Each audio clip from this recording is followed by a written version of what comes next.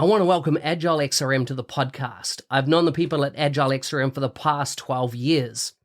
I've seen how their business process management tool can add massive value to complex organizational processes in sectors such as finance and government.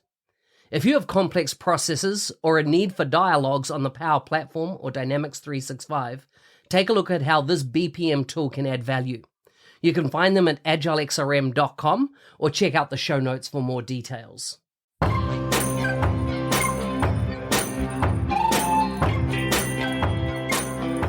Welcome to the MVP Show.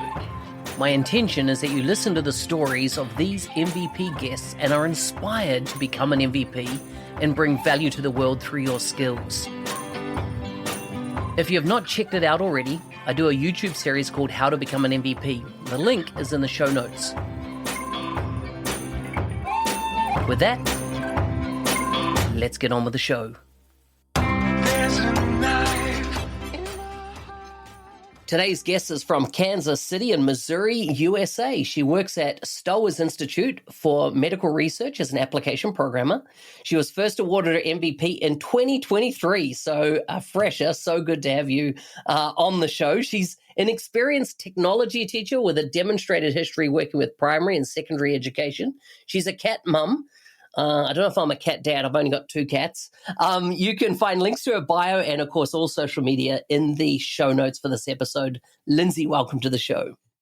I'm very proud of you for getting the correct state for Kansas City. That is difficult for even people from the United States to do. So, wow. Okay. And when I think of Kansas City, one of the very early MVPs in business applications comes from Kansas City. I don't know if you've met him.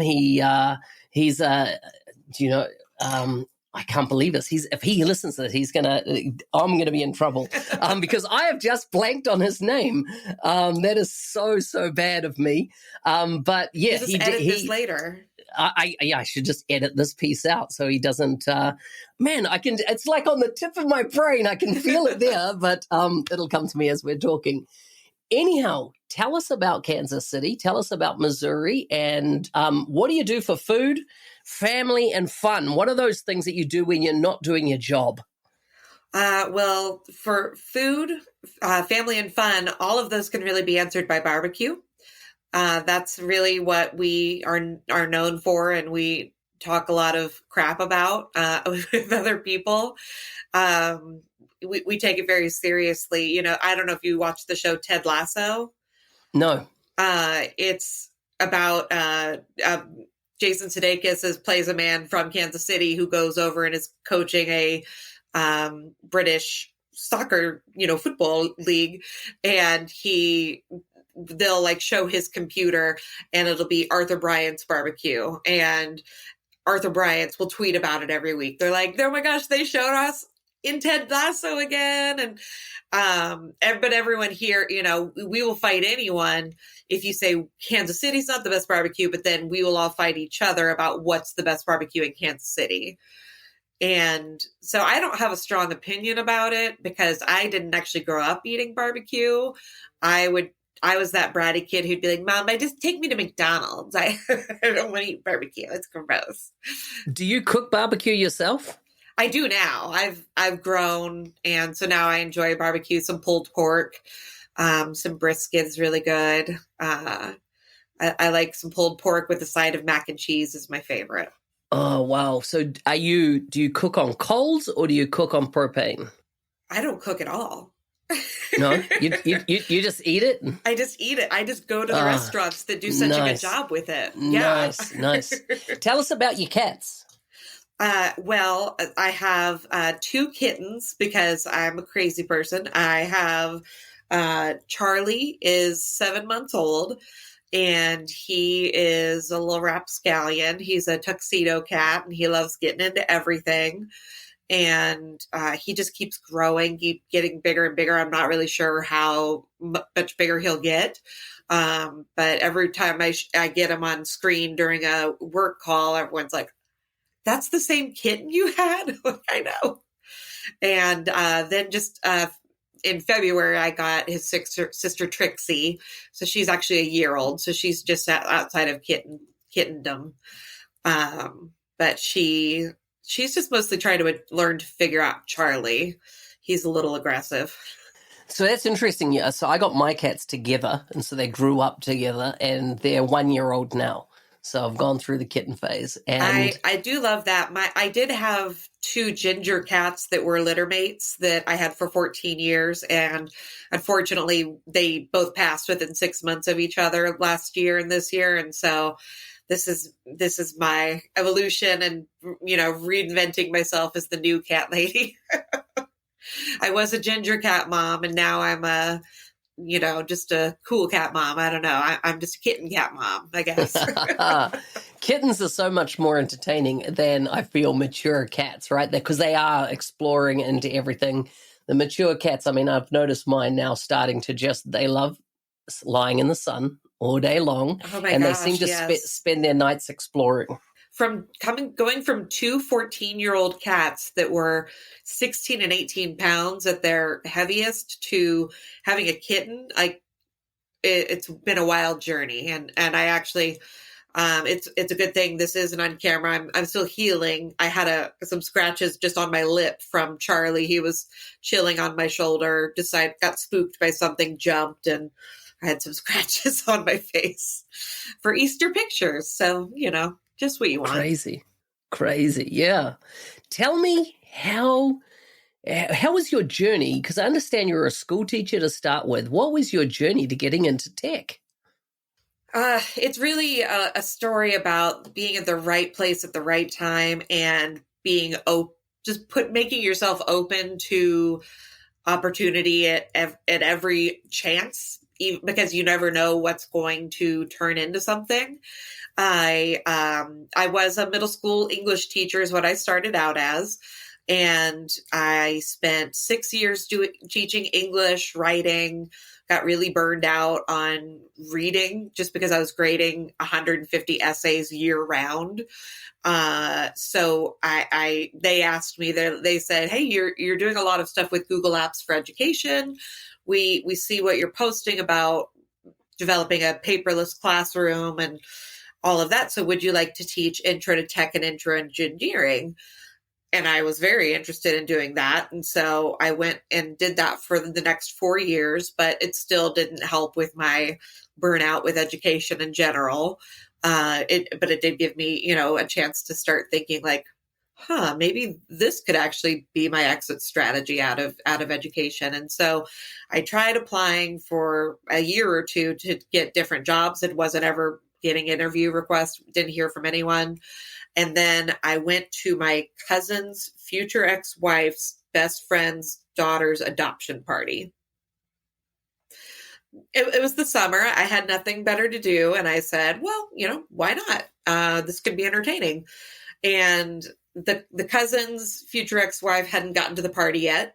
And so I didn't really know anyone there. I sort of knew the hostess of the party, but she was hosting the party. So I was sitting down at a picnic table talking to strangers, which is, a little bit challenging for an introvert. But I put on my extrovert costume and go out there and started talking to Sharon Weaver, who's a fellow MVP.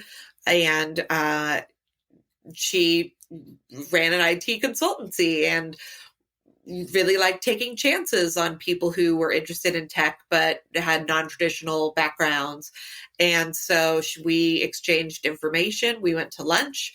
I worked for her part-time during that school year because obviously I was under contract then, for the next upcoming school year. And by the time COVID ran into the school year, I had an offer letter from Sharon to come work for her full time. So I had 2 months of COVID teaching, and then I was an IT consultant. Wow.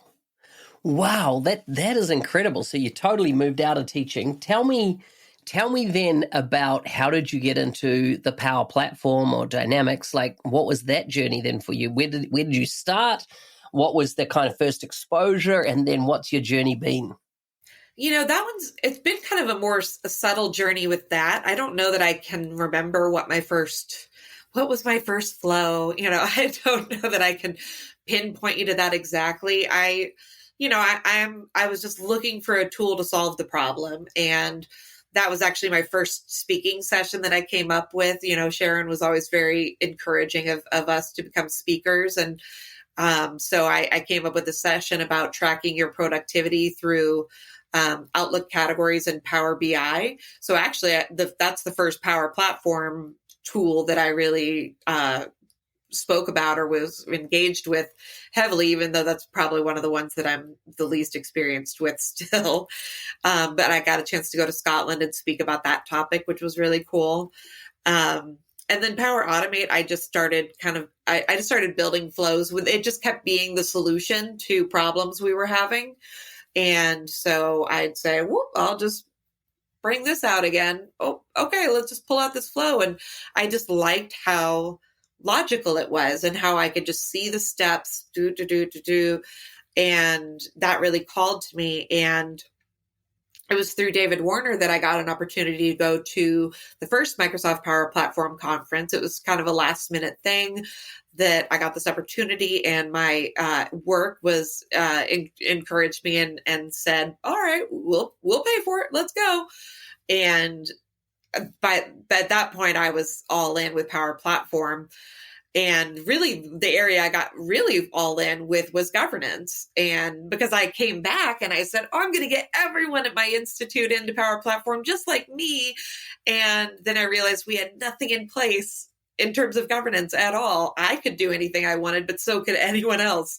And so I had to slow my roll and realize I need to become the governance person because no one else is going to do it. And if I want to get my friends building flows with me, that this is what I've got to do first. So that's an interesting topic because, when we look at organizations and they are starting to use the Power Platform more and more, often I find when I go in, it's been the Wild West, right? Everything has gone on in there. And you know what? An area I haven't focused on in great detail is governance around Power Automate and flows. So kind of explain to me, what is governance when it comes to Power Automate? Well, I'd say the biggest considerations are going to be similar to governance around Power Apps and your other Power tools. Where it's DLP policies is going to be the biggest one because you've got to consider those connectors. Power Automate's all about the connectors. And so that was one of the first things that I did was I went through Microsoft's recommended list of connectors and separated out, the business connectors for our personal productivity environment. And set up a system where I said, okay, so if you want to get access to more connectors, we are making a makerspace. So if you do Power Platform training, a Power Automate 101 training with me, then you get access to this makerspace. And now you get access to say, hey, I want this connector, but it says it's blocked by this DLP policy.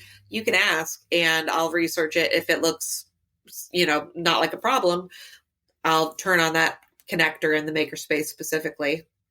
And so that's been just kind of our tiptoe into it because adoption is now we're working on adoption now that we've got the governance in place. And then the environment strategy would be another thing to keep in mind, changing your default environment into a personal productivity environment, which I've discovered you have to put a whole lot more things. You have to keep a whole lot more things in that personal productivity environment than I'd like to. But I just keep running into different things that don't work outside of that main default environment. So as much as I'd love to have everything in a production environment and all separated out and happy, it's just not going to work for every type of Power Automate flow that I've discovered. Yeah. So I just want to pick up a couple of things that you said there. One of them was around people requesting connectors. Are you talking about connectors to external data sets, so outside the firewall, therefore outside ownership of the organization? Are you talking more about, we have a ERP system, let's say it's SAP or Oracle or something like that, and somebody is going, you know what, I want to connect it to that because that system has data, or it might be a research tool and that system has data that I don't have access to, and I want to build an automation into that. What are you seeing? And I think that's going to be one of our biggest hurdles to adoption, or one of our biggest opening doors, ways that we can open doors to adoption, is by getting more of that scientific data available for our, employees to use. And that's something that we haven't quite gotten down yet. I know we have like a data lake that we're experimenting with, and it's not exactly my forte, but I know the right people. And so I think that if we could get some custom connectors in there, that we could say, hey, you've got some people data, you've got some department data. If we could start getting that useful data to them as it's rolling out, that would help a lot with our adoption. When I'm speaking about the connectors, I'm talking about things like, I want to use Twitter. Right now that's locked down because no one's requested to use it. And partially, I'm just curious, what is your I want to be a little bit big brother, but also what is your business use case for wanting to use Twitter? If it seems reasonable, then we'll go for it. But I think it's just help. I mean, we want to keep an eye on what people are doing when it's something coming out of our organization. Interesting. Have you delved into the area of custom connectors at all? Yes, I was just actually demoing something with a custom connector behind it in my last meeting for this data storage solution that we're working with. So we just haven't, again, rolled out our custom connectors to the environment as a whole, but it's something we'd like to be able to do and be able to work on.